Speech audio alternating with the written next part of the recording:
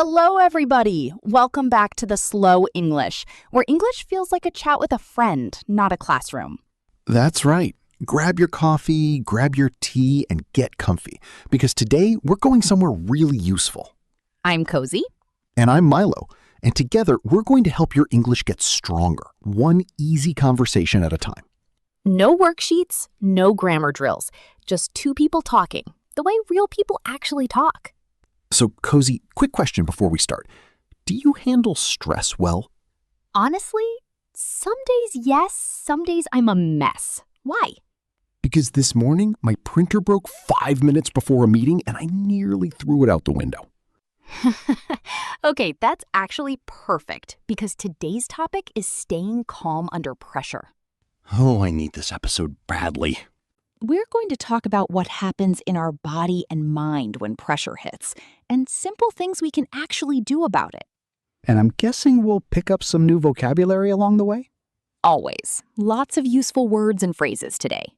Great. And hey, before we jump in, if this podcast is helping you, tap that like button and hit subscribe. It really helps the show grow. And share it with someone who always says, I really should practice my English more. This one's for them. Also, stick around till the end. We've got something special to tell you about. You won't want to miss it. Okay, let's get into it. So Milo, tell me honestly, what happened with the printer this morning? So I'm printing my notes, the machine makes this awful grinding noise, and suddenly my heart is racing, my hands are a little shaky, and my brain just goes blank. That's your body's alarm system turning on. There's a great word for that feeling. Overwhelmed. Overwhelmed. When you feel overwhelmed, it means you have too much happening at once and your brain can't process it calmly. Yes, that's exactly it. Too much, too fast. For example, she felt completely overwhelmed before her exam, or don't get overwhelmed. Just take it one task at a time. Okay, that word describes my whole morning perfectly. And here's something interesting. Pressure itself isn't the real problem. It's often how our mind reacts to it. What do you mean? Well, two people can face the exact same stressful moment, and one person freezes up while the other stays steady. Freezes up? Like literally can't move? Sort of. To freeze up means your mind suddenly stops working properly because of fear or stress. You just can't think or act. When the interviewer asked a tough question, he froze up completely. Exactly. Good example. Now, the good news? Freezing up is not permanent. It's a habit we can slowly change. Okay, so how? First step, notice it. Just say to yourself, I'm feeling pressure right now. Naming the feeling actually calms the brain a little. That sounds too simple to work. It sounds simple, but there's real science behind it. When you name an emotion, a calmer part of your brain switches on. Huh. Okay, I'll try that next time my printer decides to fight me. And there's actually a second useful word here, on edge. When you're on edge, you feel nervous and tense, like something bad might happen any second. Oh, I know that feeling, like waiting for test results. Exactly. After 3 days without sleep, he was completely on edge. Or the whole office felt on edge before the big announcement. So being on edge and feeling overwhelmed, are they the same thing? Close, but not quite. Overwhelmed is more about too much happening at once. On edge is more about waiting, that nervous feeling before something happens. Got it. Overwhelmed is the flood, on edge is the storm clouds before it. I love that comparison. And here's something important, Milo. Both feelings are completely normal. Nobody escapes them. That's actually a relief to hear. I always feel like I'm the only one who struggles with this stuff. Trust me, you're not. Even people who look calm on the outside are often managing these feelings quietly on the inside. So it's less about avoiding pressure completely and more about learning to work with it? Exactly right. Pressure isn't going anywhere. Deadlines, meetings, exams, they're part of life. What changes is how skillfully we handle them. Okay, so quick summary before we move on. Pressure isn't the enemy. How we react is what we can control. And step one is simply naming what you feel, whether that's overwhelmed, on edge, or something else entirely. Okay, Cozy, naming the feeling is step one. What's step two? Step 2 is your breath. This one sounds boring, but trust me, it works fast. I feel like everyone says just breathe, but nobody explains how. Fair point. Here's the trick. Breathe in slowly for 4 seconds, hold it for 4 seconds, then breathe out for 6 seconds. Longer exhale than inhale. Why longer exhale? Because a long exhale tells your nervous system, we're safe now. It's like flipping a switch from panic mode to calm mode. That's such a good trick. Is there a word for that switch? Yes, to settle down. When you settle down, your emotions become calmer and quieter after being upset or excited. After the breathing exercise, I finally settled down. Perfect example. And here's a picture to remember it by. Imagine your mind is a glass of shaken soda. Pressure shakes it up, bubbles everywhere. Oh no, I know that feeling. But if you just wait a little and breathe slowly, the bubbles settle down on their own. You don't have to fight them. You just give them time. I love that. Shaken soda brain. Exactly. Try it right now with me, listeners.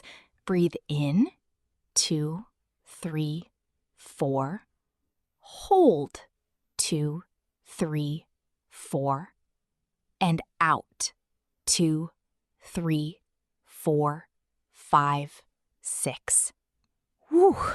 Okay, I actually feel a little different. See? It works even in 30 seconds. Now imagine using that before a big meeting, a test, or a hard conversation. Game changer. Is there a name for this whole idea, like slowing everything down on purpose? Yes, actually. We can call it pausing before reacting. It just means giving yourself a small gap between the stressful moment and your response. A gap. I like that. Like a tiny pause button.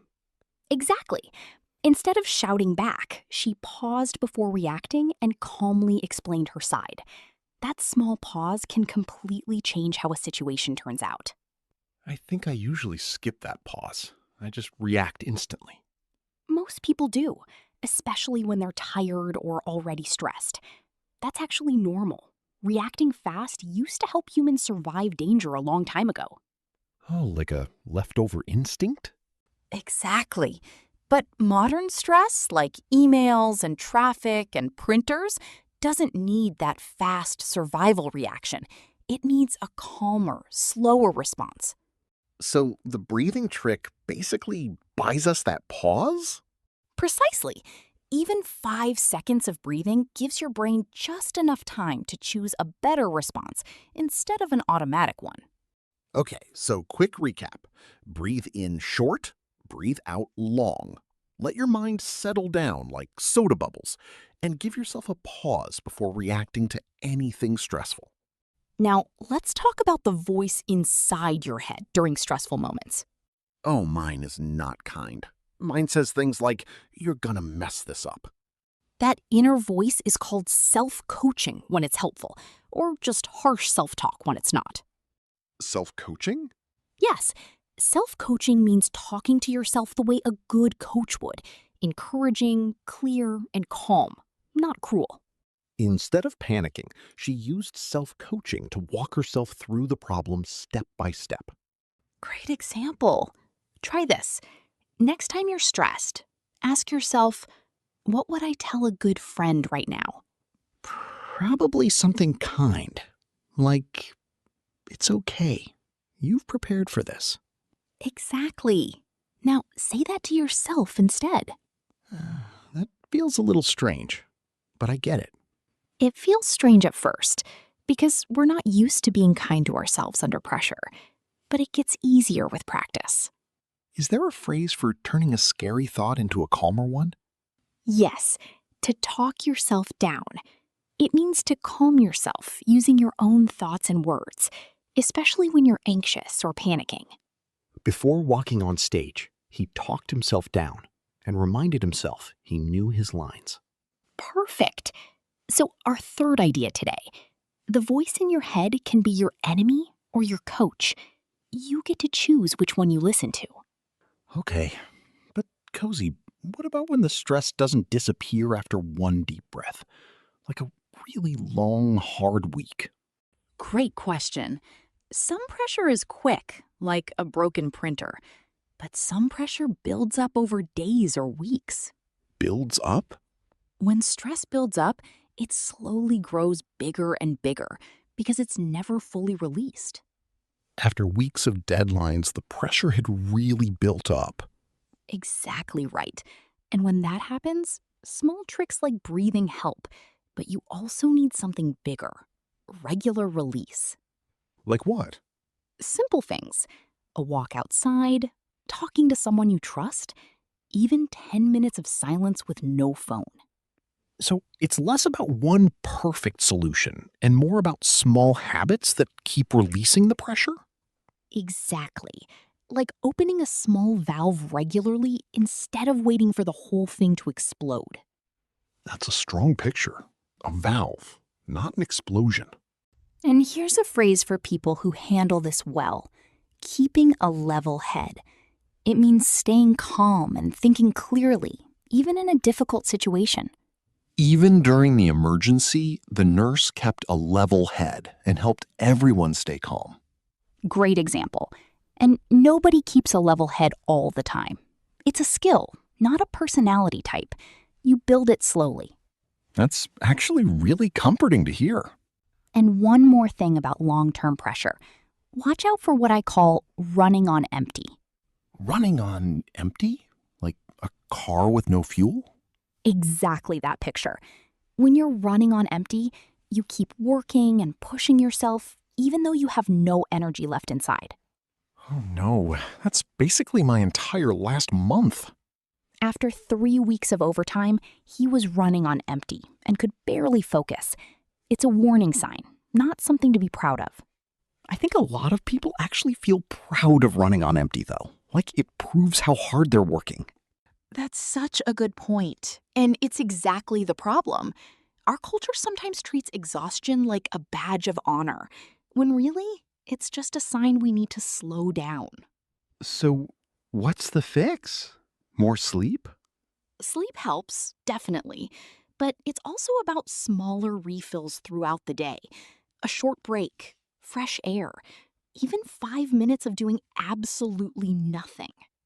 Doing nothing feels almost impossible these days. I know, but it's like charging your phone a little throughout the day instead of waiting until it's completely dead at midnight. Charging in small bursts instead of one big emergency charge? That makes sense. Exactly.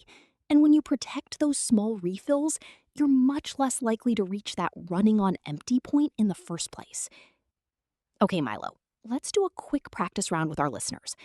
I'll describe a stressful situation, and you respond using one of today's phrases. Ready? Ready. Let's go. Situation 1. You have 3 deadlines this week, and you haven't started any of them. I would say the pressure has really built up this week. Perfect use of the phrase. Situation 2. Your friend is nervous before a job interview and asks for advice. I'd tell them, just breathe slowly and try to talk yourself down before you walk in. Excellent. That's exactly how we'd use it naturally. One more. You notice you've been working nonstop for 2 weeks with no rest. I'd say, I think I'm running on empty. I need a proper break. Beautifully done, Milo. Listeners, pause the episode right now and try making your own sentence with one of today's phrases. Say it out loud, even if nobody's listening. Speaking out loud really does help it stick in your memory. Trust us on this one. All right, Milo, let's walk through today's words one more time. First, overwhelmed. Feeling like there's too much happening at once. Second, on edge. Feeling nervous and tense, like something bad might happen soon. Third, freeze up, when your mind suddenly stops working properly because of stress or fear.